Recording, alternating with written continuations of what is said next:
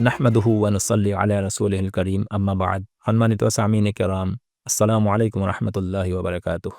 ৰমজান মাহৰ যি ৰোজাৰ সম্পৰ্কত বিভিন্ন মাসাইলবিলাক বা ফজাইলবিলাক আমি আলোচনা যিহেতু কৰি আছোঁ, তাৰ লগতে আৰু এটা কথা খুবেই গুৰুত্বপূৰ্ণ যে এটা হাদিছ হযৰতে আবু হুৰাইৰা ৰাদিয়াল্লাহু তাআলা আনহুৰ পৰা বৰ্ণিত। ক্বালা ৰাসূলুল্লাহ সাল্লাল্লাহু আলাইহি ওয়াসাল্লাম মান লাম ইয়াদা কাওলা যুৰি ওয়াল আমালা বিহি ফালাইসা লিল্লাহি হাজাতুন ফি আন ইয়াদা তা'মাহু ওয়া শারাবাহু আও কামা ক্বালা আলাইহিস সালাতু ওয়াস সালাম। আল্লাহৰ নবী সাল্লাল্লাহু আলাইহি ওয়াসাল্লামে ফৰমাইছে যে যিজন মানুহে ৰোজা ৰাখি পেলাই বিভিন্ন অৰ্থহীন কাম আৰু কথাৰ পৰা নিজকে বচাব নোৱাৰিলে, সেইজন মানুহৰ ৰোজা আল্লাহৰ নজদিক ভোক বা পিয়াহত থকাৰ বাহিৰে আৰু কোনো ফায়দা নহয়, যিহেতু আল্লাহৰ কোনো প্ৰয়োজন নাই তেনেকুৱা ৰোজাৰ যিজন মানুহে নিজকে বিভিন্ন অনৰ্থক কথা আৰু কামৰ পৰা নিজকে বচাব নোৱাৰিলে। এই হাদিছৰ মাফহুম হিচাপে যদি আমি বুজিবলৈ যাওঁ, তেতিয়াহ'লে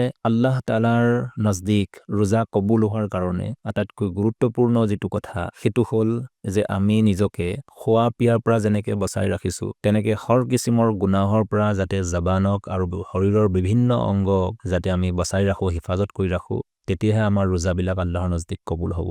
সেইকাৰণে উলামায়ে কেৰামে মাসাইলৰ কিতাপত লিখিছে যে ৰোজা ৰখা অৱস্থাত ৰোজাদাৰে যেতিয়া মিছা কথা কয় বা গীবত অৰ্থাৎ পৰচৰ্চা বা পৰনিন্দা, যে আনৰ অনুপস্থিতত তেখেতৰ সম্পৰ্কে কিবা আলোচনা কৰা, গতিকে এনেকুৱা ধৰণৰ কথা কামৰ দ্বাৰা ৰোজাবিলাক মকৰুহ হৈ যায়। অৰ্থাৎ মকৰুহ দি মুৰাদ হ'ল যে সৱাবৰ ক্ষেত্ৰত কম হ'ব, যদিও ৰোজা ফাচিদ নহয়, কিন্তু এই ধৰণৰ কামৰ পৰা নিজকে আমি বচাব লাগে, তেতিয়াহে আমাৰ ৰোজাবিলাক আল্লাহৰ নজদিক কবুল হ'ব আৰু যিমানবিলাক আজৰ পাবলৈ আছিলে সেইবিলাক আমাক আল্লাহে দান কৰিব।